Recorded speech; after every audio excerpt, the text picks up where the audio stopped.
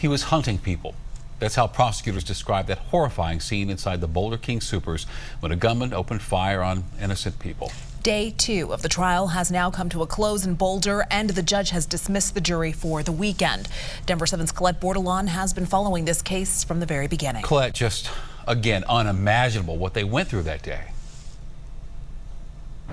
It's kind of hard to say what testimony is harder to hear, if it's coming from the victims or from the details being given by law enforcement. But the last witness on the stand today, he was inside the King Soopers during the shooting. He revealed something we haven't heard before, that he believes the shooter was aggressively yelling expletives while all of this was happening.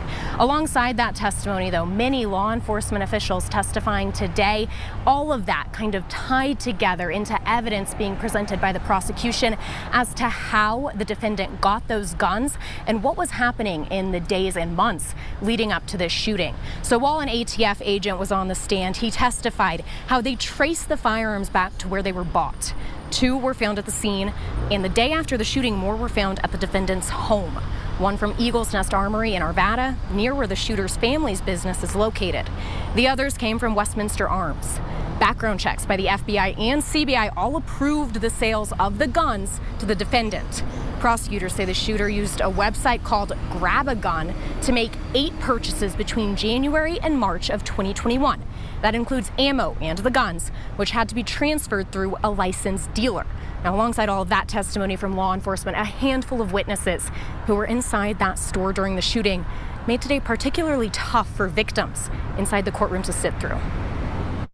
Just chaos, people screaming, running, gunshots, kind of people mobbing towards the back exit. I was instantly praying. When I found I couldn't move myself, I just said, God, I hope you're ready for me, because I think this is it. And I could hear the people going by. And then I added to the little prayer, please don't let me get stepped on. And I didn't. That was Elon Shakti. She's 79 years old currently. She was inside the store at the time of that shooting when all of the chaos erupted. She slipped on something and fell. She got a compression fracture as a result. She's still dealing with the impacts of that to this day. Other evidence presented today included cell phone records prosecutors say showed that the defendant was near the King Soopers off of Table Mesa about a month before the shooting, but defense attorneys quick to point out it was very brief and that their client could have been really anywhere in that general radius of the cell phone tower being used. Jessica, Shannon. Colette, in addition to the digital evidence presented today, the jury also saw videos of the defendant captured in the days leading up to the shooting. So one of the videos, law enforcement said it appears to show him loading into his home what looks like a gun. That's right. In that video, it was taken by a neighbor's camera. You see the defendant at the trunk of his car. He unloads a long, white, skinny box.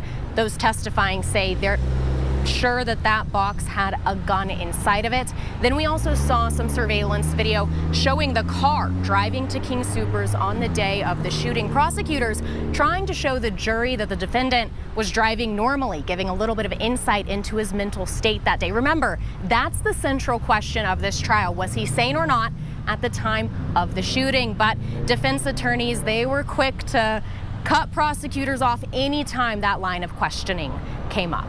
Live in Boulder, Colette Bordelon, Denver 7. Another tough day, and we sure appreciate your work on this case, Colette. Thank you, Colette. Denver 7 will follow this trial every day until it's over.